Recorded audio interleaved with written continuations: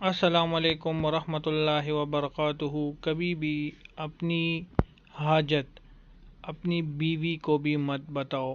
بہت ہی پیارا اور زبردست بیان مولانا صاحب کا، تمام دوست اس بیان کو دیکھیں۔ اپنی بیوی کو بھی اپنی حاجت مت بتاؤ، جو تمہارا مسئلہ ہے اللہ سے مانگو۔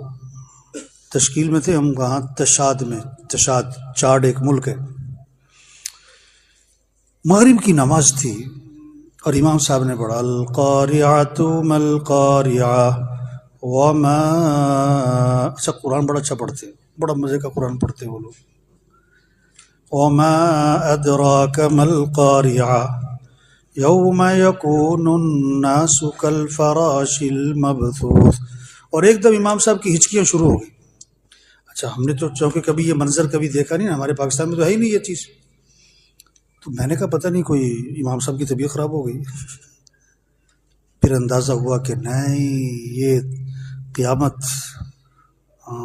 اس کا تاثر ہے امام صاحب پر۔ فجر کی نماز تھی موریتانیہ میں امام صاحب سورہ دہر پڑھ رہے تھے، جمعے کا دن تھا، فجر میں۔ میرے ساتھ جو آدمی کھڑا تھا، کلین شیپ، پینٹ شرٹ، او ہو ہچکیاں پف، اور امام صاحب کی بھی ہچکیاں۔ یا اللہ دین کا کام لیں گے، ہمارا دل جنت کا شوق سے بھرے۔ جیسی جنت کا تذکرہ ہے ایک دم خوشی محسوس، جیسی جہنم کا تذکرہ ہے ڈر جائے۔ دیکھو نا کیسی عجیب بات ہے، یہ حسن قرات مقابلے ہوتے ہیں یا محفلیں ہوتی ہیں، محفل حسن قرات، کوئی اچھی بات ہے، کوئی بری چیز تو نہیں ہے۔ لیکن امام قاری صاحب پڑھ رہے ہیں اذا الشمس کوورت واذا النجوم انکدرت۔ مضمون کون سا ہے یہ؟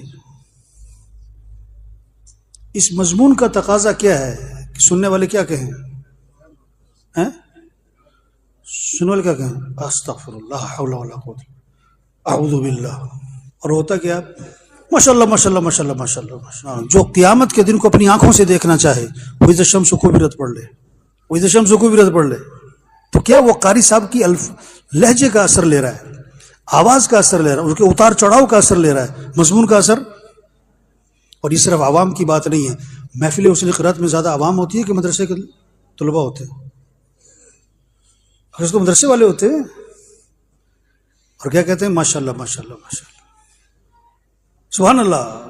یہ ایسے ہے جیسے کوئی کہے کہ جی میں فلان جگہ جا رہا تھا، ادھر سے ریل گاڑی آ رہی تھی اور سامنے سے بس آ رہی تھی، اور پھر دونوں کی ٹکر ہو گئی اور جناب ایکسیڈنٹ ہو گیا اور 100 آدمی مر گیا، اور سننے والا کہے ماشاءاللہ ماشاءاللہ ماشاءاللہ، اس سننے والا کیا کہے گا؟ استغفر اللہ استغفر اللہ۔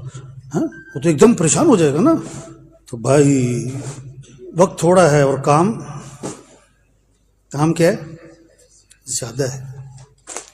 دین کا کام کیا نہیں جاتا، دین کا کام لیا جاتا ہے۔ بھائیو اللہ سے مانگ لیں، اللہ سے کیا کر لے؟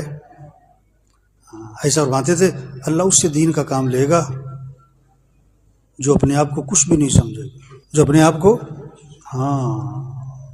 میں نہیں، ہم کچھ بھی نہیں۔ حضور صلی اللہ علیہ وسلم کے جو کام ہے اس میں ایک لفظ وَيُزَكِّيهِمْ تزکیہ۔ دین کا کام کرنے والے تکبر نہ ہو، حسد نہ ہو، بغض نہ ہو، کینہ نہ ہو، دل صاف ہو، زبان پہ غیبت نہ ہو، چغلی نہ ہو، طنز نہ ہو۔ میرا بیٹا جو ہے نا مدرسے سے آیا ایک دن، تھوڑے دن ہی ہوتے، حفظ میں ڈالا تھا میں نے کہیں، تو گھر میں آ کر نا اس نے کسی کو کہا کنجر۔ میں نے کہا یہ کنجر، یہ لفظ تم نے کہاں سے سیکھا بھائی؟ کہتا قاری صاحب سے۔ قاری صاحب سے؟ کہاں قاری صاحب اکثر کنجر کنجر کہتے ہیں۔ میں فوراً نکلا گھر سے سیدھا قاری صاحب کے پاس۔ میں قاری صاحب مبارک ہو۔ کہتا کیا ہوا؟ میں کہا بیٹے نے آپ سے گالیاں سیکھ لی ہیں۔ کہتا میں نے تو نہیں سکھائی۔ میں کہا آپ کنجر کہتے ہو نا؟ کہتا ہاں۔ میں کہا وہ بھی کنجر کہہ رہا تھا۔ میں کہا پتہ ہے کنجر کا کیا مطلب ہے؟ اور دوسرا لفظ حرام دہ، قاری صاحب کہتے تھے حرام دہ، وہ حرام دیا۔ میں کہا تمہیں پتہ ہے یہ حرام دیا کا مطلب کیا ہے؟ تم کیا کہہ رہے ہو کسی کو؟ پتہ ہے اس کی سزا کیا ہے؟ دین کا کام کرنے والے زبان پہ غیبت نہ ہو، چغلی نہ ہو، گالی نہ ہو، طنز نہ ہو۔ ہمارے مولانا احسان صاحب فرماتے ہیں کہ یہ تو پتہ ہے کتنے لوگ ہماری وجہ سے تبلیغ میں لگے، اور یہ نہیں پتہ کتنے لوگ ہماری وجہ سے تبلیغ کا کام اس طرح یہ تو پتہ ہے کتنے ہماری وجہ سے مدرسے میں پڑھے اور کتنے ہماری وجہ سے مدرسہ چھوڑ گئے. میں نے ایک شاگرد ایک طالب علم تھا، تو میں نے اسے کہا یار استادوں سے ملتے ہو؟ کہتا میں تو شکل بھی نہیں دیکھنا چاہتا. میں نے کہا شرم کر کچھ، تیرے استاد ہے. کہتا مجھے اتنا ذلیل کیا پڑھائی کے دوران، ہر وقت طنز، ہر وقت مجھے طنز. میں شکل نہیں دیکھنا. دین کا کام کرنے والے زبان کے بول میٹھے ہوں، اخلاق کمال کے ہوں. کان رسول اللہ صلی اللہ علیہ وسلم احسن الناس خلقا وهو اخلاق.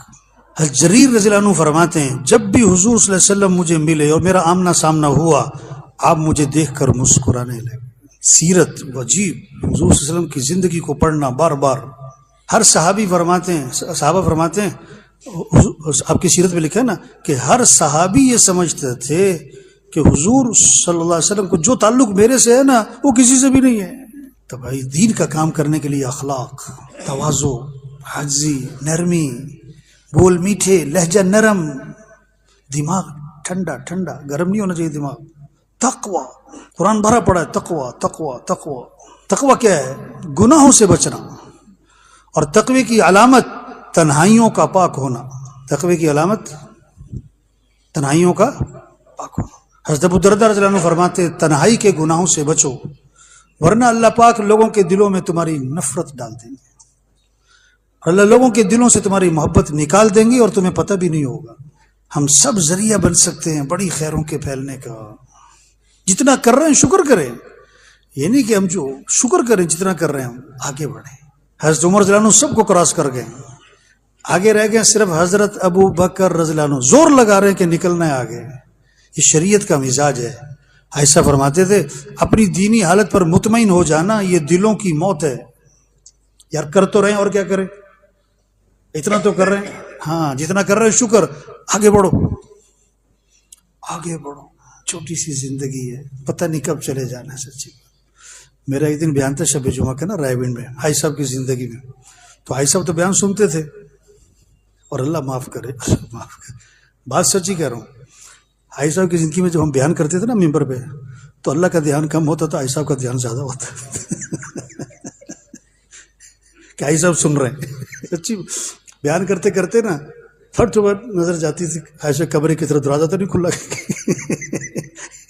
کیونکہ کئی دفعہ بیان کے دوران آ جاتے تھے یہ کیا کہہ رہے ہو، ایسے کہو.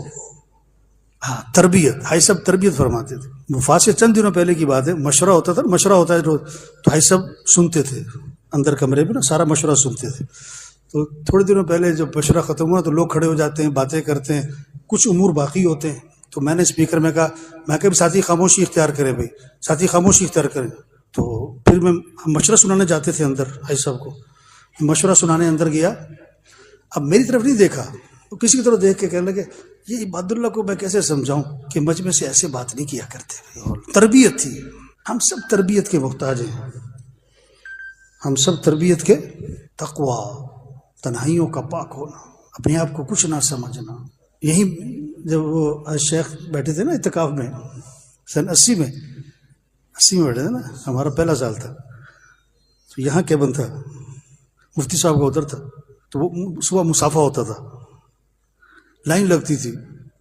ہمارا پہلا سال تھا، ہم شرارت کرتے تھے، پھر لائن میں گھس جاتے تھے، پھر مسافہ، پھر لائن میں مسافہ ہی کرتے رہتے تھے. وہ بڑے نرم ہاتھ ہوتے تھے، وہ بالکل ایسے جیسے ریشم ہے. تو مولانا احسان صاحب فرماتے کہ شیخ فرمایا کرتے تھے جب لوگ میرے سے مسافہ کر رہے ہوتے تھے نا تو میں یہ پڑھا کرتا تھا الحمدللہ الذی اظہر الجمیل وستر علی القبیح. تمام تعریفیں اس اللہ کے لیے جس نے میری خوبیاں لوگوں پہ ظاہر کی ہوئی ہیں اور میری کمیوں پہ پردہ ڈالا ہوا ہے. ابھی ہم کراچی سے آ رہا ہوں نا تو لوگ مسافے تو جو ساتھی سب روک رہے تھے، میں کہا آنے دو یار.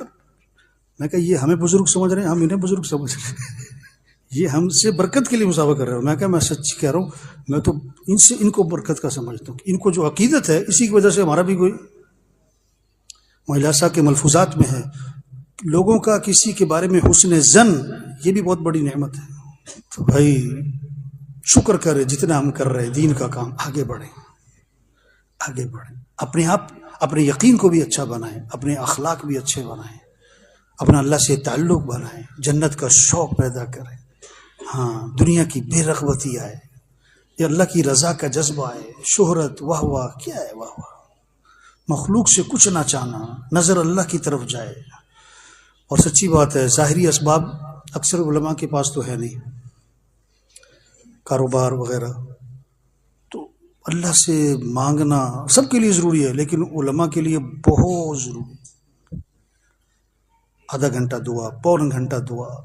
استغنا، مخلوق سے، اشراف سے بچنا ہے، اس سوال سے بچنا ہے. اظہار حال دعا میں جان آتی ہے جب یہ تین باتیں ہوں. سوال سے بچو، اشراف سے بچو، اظہار حال سے بچو، پھر دعا میں جان آئے گی. مولانا یوسف رحمۃ اللہ فرماتے ہیں سوال چھری ہے جو دعاؤں کو ذبح کر دیتی ہے، اشراف چھری ہے جو دعاؤں کو ذبح اظہار حال چھری ہے. آج ہماری دعاؤں کی جان نکل جاتی ہے. اظہار حال، باتوں باتوں میں اپنے حالات کو ظاہر کر دیتے. ایسا فرماتے تھے اپنے قریبی سے قریبی دوست کو بھی اپنی حاجت مت بتاؤ، بلکہ یہاں تک فرماتے تھے اپنی بیوی کو بھی اپنی حاجت مت بتاؤ. جو تمہارا مسئلہ ہے اللہ سے مانگو. یحسبهم الجاہل اغنیاء من التعفف. یہ دیکھو جب بے دینی ہوگی نا، بے دینی، اللہ ناراض ہوں گے تو مال. 4 علامتیں بتائیں حضور صلی اللہ علیہ وسلم نے اللہ کے ناراض ہونے کی.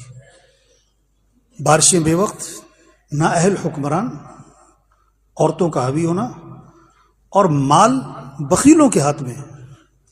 یہ نہیں کہ لوگوں کے پاس مال ہے نہیں، بڑا مال ہے. ہاں، ایک مولوی صاحب نے کمال کر دیا، واہ واہ واہ، بڑے مزے کا.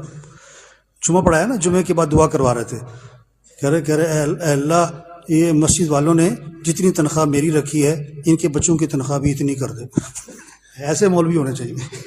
لوگوں نے کہا بدعا دے رہے ہو؟ انہوں نے کہا میرا گزارا ہوتا ہے تمہارا نہیں ہوتا. تو دین آئے گا تو مال سخیوں کے ہاتھ میں جائے گا. یہ بے دینی کی وجہ ہے کہ مال بخیلوں کے ہاتھ میں ہے.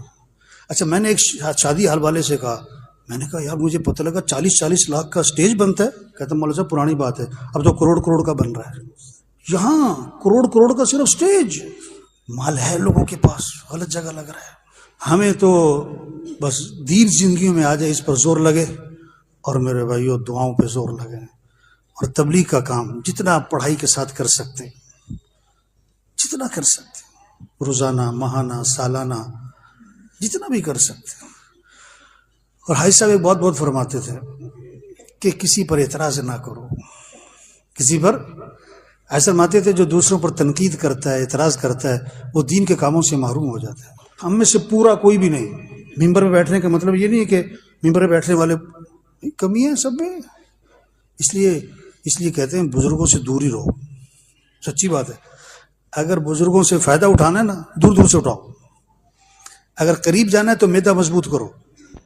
تو میرے بھائیوں بزرگوں، جس طرح ہم نے مولانا صاحب کی یہ پیاری کارگزاری سنی، جس میں انہوں نے یہی بتایا ہوا ہے کہ ہمیں ہر حال میں اللہ کے احکامات کو بروئے کار لا کر دین اسلام کا کام کرنا چاہیے. اسی میں ہماری آخرت کی بھلائی ہے. اور ہمارے چینل کو لائک، سبسکرائب کیجیے، بیل آئیکن پہ کلک کیجیے تاکہ نیو بیانات دیکھ سکیں. جزاک اللہ.